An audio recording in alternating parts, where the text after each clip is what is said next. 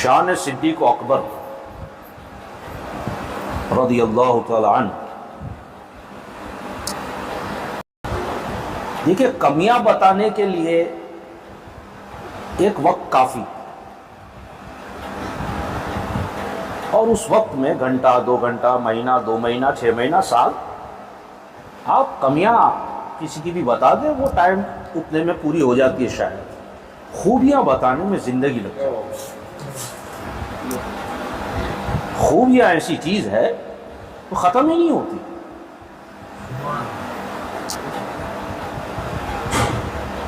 اب اس سے بڑی شان ابو بکر صدیق رضی اللہ تعالیٰ عنہ کی کیا ہونی چاہیے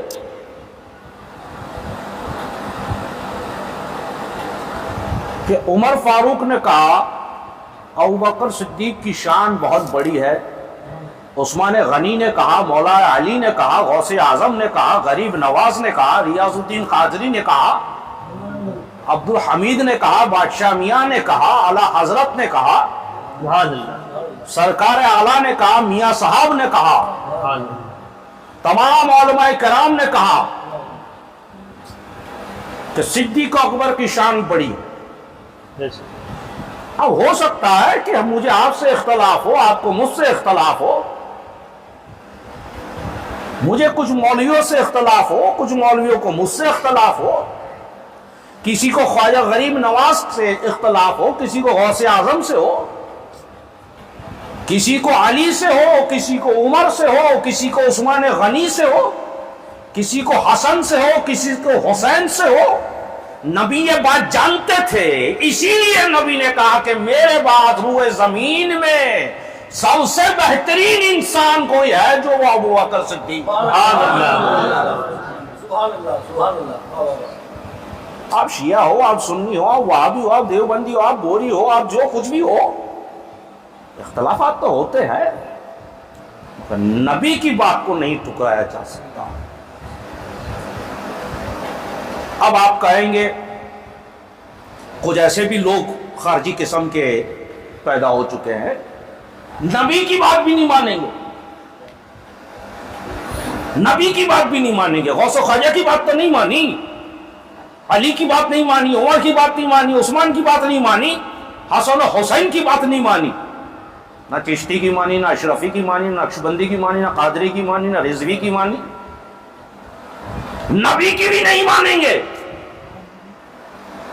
تو نبی صلی اللہ علیہ وسلم عالم الغیب ہے، میرا نبی جانتے ہیں. ایسے بھی راکٹ پیدا ہوں گے دنیا میں جو ابو بکر صدیق سے اتنی دشمنی کریں گے کہ میری سند کو بھی ٹھکرا دیں گے. جو میں نے ابو بکر صدیق کے لیے کہا کہ میرے بعد ہوئے زمین میں سب سے بہترین انسان جو ہے وہ ابو بکر ہے، اسے بھی نہیں مانیں گے کچھ لوگ. یہ نبی جانتے تھے. نبی نے انگوٹھی نکالی، ابو بکر کو دی، ابو بکر جاؤ بازار جاؤ، یہ انگوٹھی پر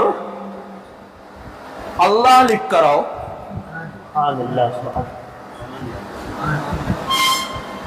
ابو بکر نے انگوٹھی لی، نبی نے کہا اللہ لکھو، تلاش کر کے آؤ، لکھوا کر کے آؤ. بازار گئے، وہ دکاندار کو انگوٹھی دی، کہا اللہ لکھ دو. دکاندار نے اللہ لکھا، ابو بکر نے ہاتھ میں لی، 2 قدم چلے، دل مطمئن نہیں ہوا.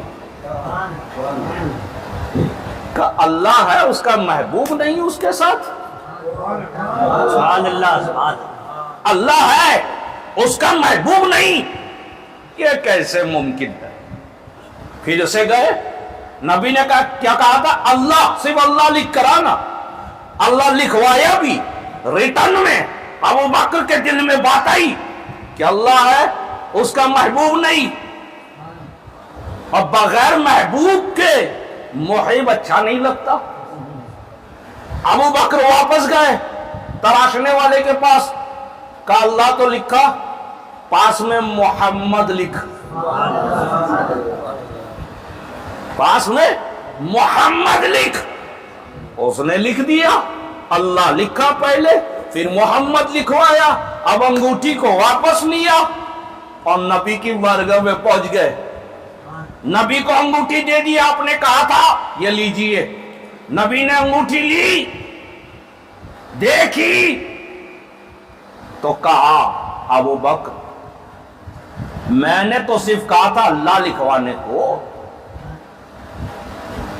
تم محمد بھی لکھوائے، یعنی میرا نام بھی لکھوا کر آ گئے۔ ابو بکر صدیق نے کہا یا رسول اللہ جب میں نے اللہ لکھا تو میرے دل میں خیال آیا کہ محبوب بھی ساتھ میں ہونا چاہیے خدا کا، تو میں نے آپ کا نام بھی لکھوا دیا۔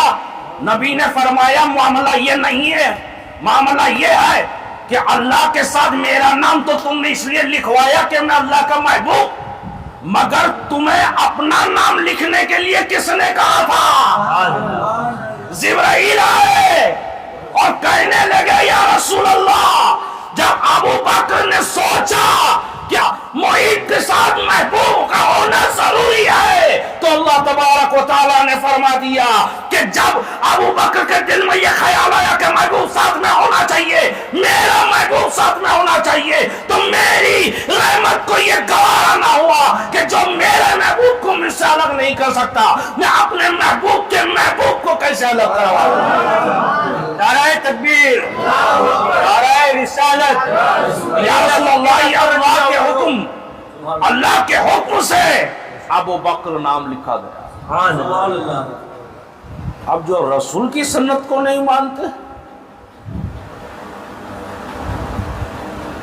یہ تو خدا نے لکھوایا، اب خدا کو بھی نہ مانو تو چھوڑ دو حماس کے آگے۔